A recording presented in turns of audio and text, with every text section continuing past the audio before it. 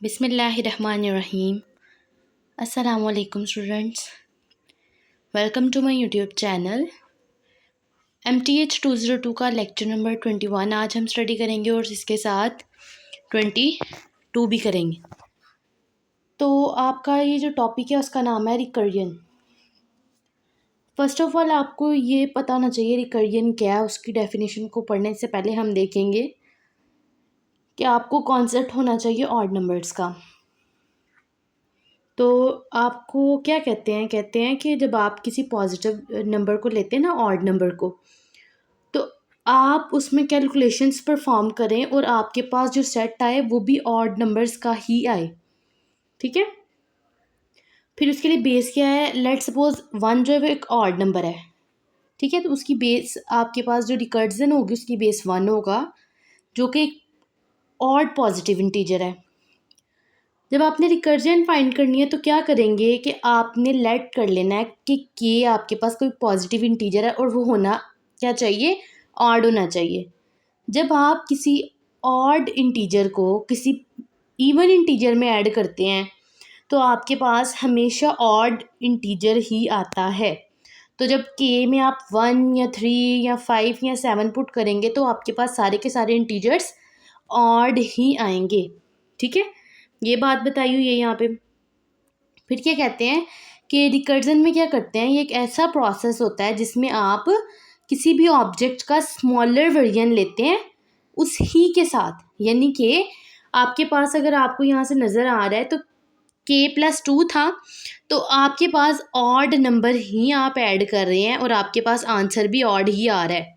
ठीक है, 1 ऐड किया जब 2 में तो 3 आया, तो 3 भी तो एक ऑड नंबर है। 3 में 2 को ऐड किया 5 आया, 5 भी ऑड नंबर है। यानी कि ऐड करने से कोई आपने ऑड नंबर ऐड किया है और आपके पास उसका वर्जन जो आ रहा है आंसर में वो भी ऑड नंबर ही आ रहा है, यानी कि उसका ही वर्जन इट सेल्फ के साथ आ रहा है, तो इसको हम कहते हैं रिकर्जन। इसके 2 पार्ट होते हैं, एक होती है बेस, एक होती है रिकर्जन।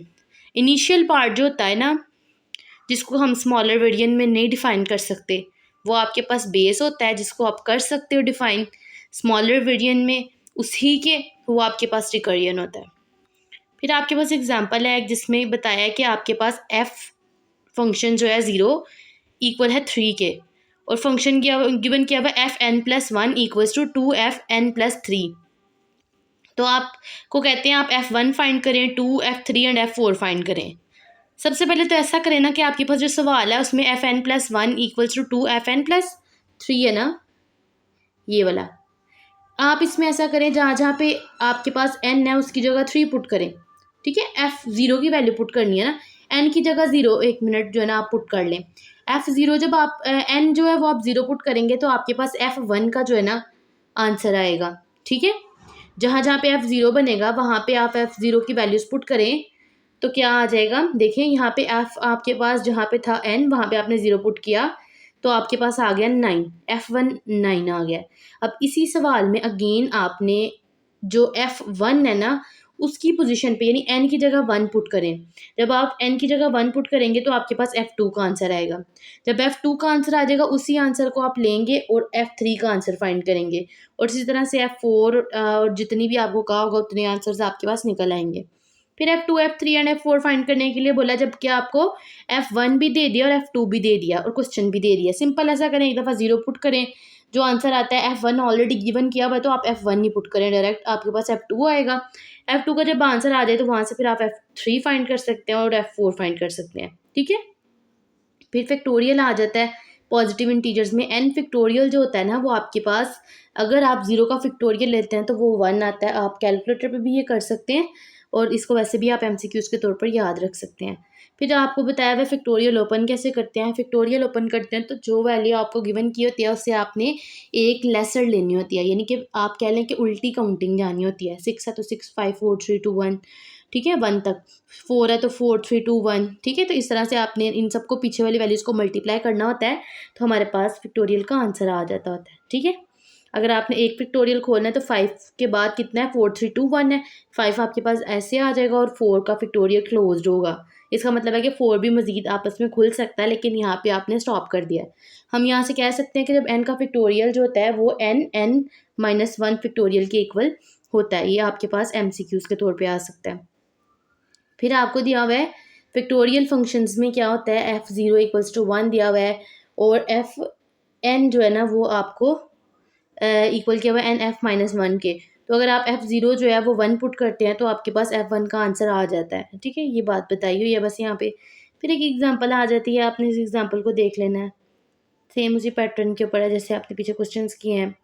ठीक है, एक्सरसाइज में यहाँ पे क्वेश्चंस दिए हुए हैं। लेट आप कर लें a और b आपके पास पॉजिटिव इंटीजर्स हैं और आपने क्या फंक्शन q गिवन किया हुआ रिकर्सिव है फंक्शन। तो आपने फाइंड करना है कि q2 3 है और एक q1 4 3 है।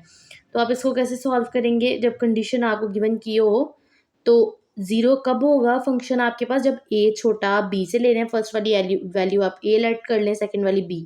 ठीक है, और b जो है वो ग्रेटर देन और इक्वल कब होगा, जब आपके पास q a माइनस b और b प्लस 1 हो। ठीक है, क्वेश्चन जब आपको गिवन किया होगा आपने इसमें वैल्यूज पुट करनी है तो आंसर आ जाएगा 2। देखें वो 3 से छोटा होता है ना 2, तो आप उसकी जगह 0 पुट कर देंगे, आपका आंसर जो है ना q2 3 का 0 आ जाएगा।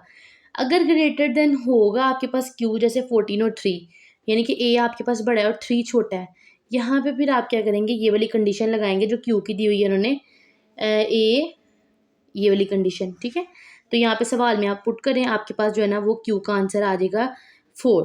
ठीक है, सिंपल है, आपने सिर्फ इसी सवाल में ना इनकी वैल्यूज पुट करनी है p और q की फार्मूले के with respect to formula a और b, तो आपके पास आंसर आ जाएगा। दूसरा क्वेश्चन भी सेम इसी पैटर्न के ऊपर होगा। फिर आ जाता है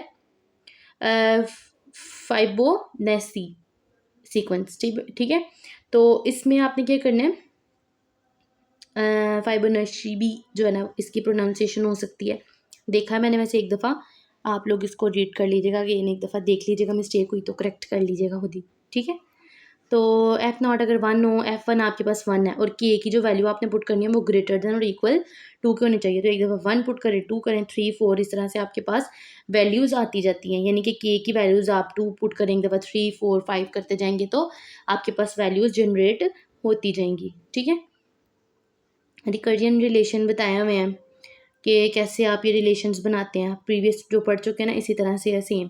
फाइंड आपने करनी है 4 वैल्यू, जबकि b आप 1 आपको 2 दे दिया हुआ है, जहाँ जहाँ पे k है वहाँ पे 1 पुट करें, तो आपके पास जो इक्वेशन आएगी उसमें से f2 की वैल्यू b1 की वैल्यू ऑलरेडी थी, और जब आप 1 की वैल्यू जब पुट करेंगे सवाल में, जहाँ जहाँ पे 1 आ रहा होगा 2 पुट करेंगे उसकी जगह पे, तो इस तरह से 2 3 और 4 आपके पास 1 बाय 1 आंसर्स आते जाएंगे। ये सारे क्वेश्चन इसी पैटर्न के ऊपर जो है ना आपने कर लेने हैं सॉल्व। ये इस क्वेश्चन को भी आपने देख लेना, इक्वेशंस के साथ जो है ना वो सॉल्व किया हुआ है। नेक्स्ट आ जाएं आप, जो आपका इम्पॉर्टेंट है ना, बस मैं आपको वही वाले कॉन्सेप्ट दूंगी। वैसे इसमें से पेपर इतना आता नहीं है, बस आपने कॉन्सेप्ट क्लियर रखना है। कोई MCQs आ सकता है या फिर कोई शॉर्ट वगैरह आ सकता है।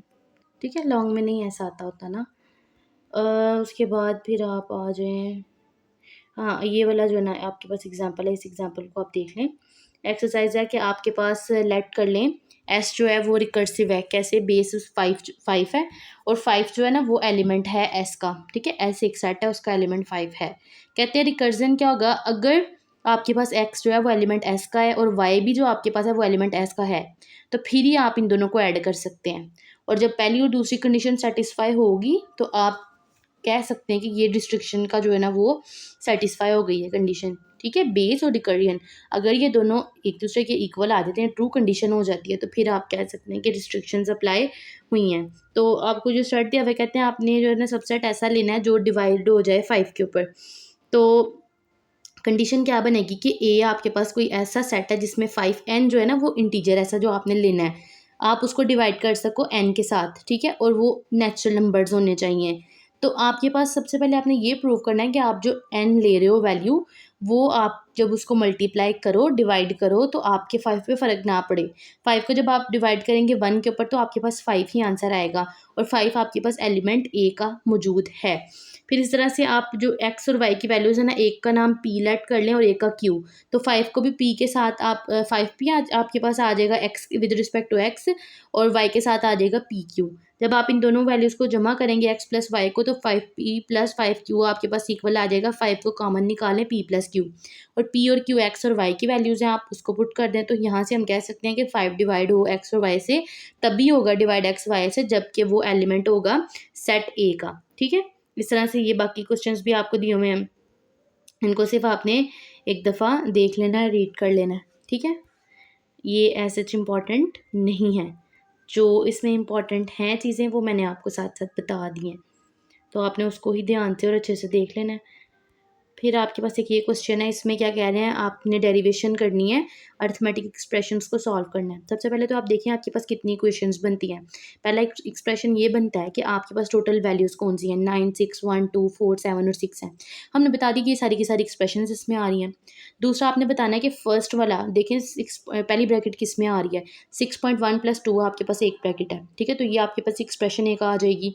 ठीक है, और ये कहाँ से डिराइव हुई है, पहली वाली जो आपको पहली इक्वेशन है ना, उसी में से आपने डिराइव की हैं ये वैल्यूज़। उसके बाद दूसरा जो है ना, आपके पास थर्ड वाली एक्सप्रेशन ऐसे आती है कि आपके पास होल ब्रैकेट क्या आ रही है, जो ऊपर वाला आपके पास नोमिनेटर है, 9.6.1 + 2 आ रही है, आपने वो जो है ना वो मेंशन कर देनी है। फिर उसके बाद आप थर्ड वाली कौन सी बन रही है, 4-7 बन रहा है, और उसके बाद आपने 4-7.6 को क्लोज करके लिख लिया, आपके पास ये एक्सप्रेशन बन रहे हैं, टोटल 5 बन गए। तो उसके बाद क्या करना है आपने, कि आप कह सकते हैं कि ये फुल एक्सप्रेशन आपके पास किससे बन रहा है। अगर आप 3 वाली और 5 वाली को देखें ना एक्सप्रेशंस को, तो इन दोनों से आपके पास ये कंडीशन सेटिस्फाई हो जाती है, एक्सप्रेशंस बन जाती हैं। तो हम ये कह सकते हैं कि ये डिराइव हमने जो किया है ये कहाँ से किया है, 3 और 5 से। तो ये कंडीशन आपके पास सेटिस्फाई होती है और इसको आप करेक्ट कंसीडर करते हैं। डेफिनेशन दी हुई है सम की, अगर आप जो है ना I1 पुट करते हैं 1 से लेके n तक, तो यूनियन कैसे है, यूनियन का साइन आपको पता है u होता है, तो u आपके पास आ जाएगा 1 से लेके नंबर ऑफ वैल्यूज़ n तक जाएंगी। तो आप इसको इस तरह से राइट कर सकते हैं, बेस क्या आएगी, u I = 1 से लेके जो है ना, अगर आप उसकी वैल्यूज़ I1 पुट कर रहे हैं और उसकी जो फाइनल वैल्यू है, जो उसकी लास्ट लिमिट है वो 1 आ रही है, तो वो किसके इक्वल होगा, A1 के इक्वल है। तो राइट करने के तरीके डिफरेंट डिफरेंट बताया हुए हैं, आप इस तरह से भी राइट कर सकते हैं। और रिकर्जन में इसको किस तरह से लिखेंगे कि आपके पास I1 से अप्रोच कर रहा है n तक, ठीक है, और वो एलिमेंट ए का है, तो आप लिख सकते हो कि u जो है ना, वो आप यूनियन जो है वो I = 1 से लेके n-1, और उसका यूनियन हम आपके ए की n के साथ लें, यानी कि सबसेट ए ही हो, तो ये आपके पास दोनों इक्वेशंस इक्वल आती हैं। ठीक है, फिर इंटरसेक्शन के लिए साइन आपको पता है इंटरसेक्शन का लगाते हैं, जो कि एक ही तरह होता है, बस बीच में लाइन नहीं आती है। तो इसके लिए आप क्या करेंगे, बता देंगे कि ये कंडीशन सेटिस्फाई कब होती हैं। बेस जो है ना, ये जब हम इंटरसेक्शन लेते हैं वो ए के इक्वल आता है, और जब हम ए का n-1 का इंटरसेक्शन लेते हैं ए के साथ, तो वो आपके पास कंडीशन सेटिस्फाई होती है कि I = 1 से n तक अप्रोच कर रहा है। ठीक है, तो ये था आपके दोनों जो है ना वो चैप्टर रिकरियन के। जी, यहाँ तक की तो आपसे एक रिक्वेस्ट है कि हमारे चैनल को लाइक करें, सब्सक्राइब करें, और अगर आपको किसी भी किस्म का कॉन्सेप्ट समझ नहीं आता तो आप कमेंट कर सकते हैं। और ये कि हमारी वीडियोस को शेयर भी किया करें। अल्लाह हाफ़िज़।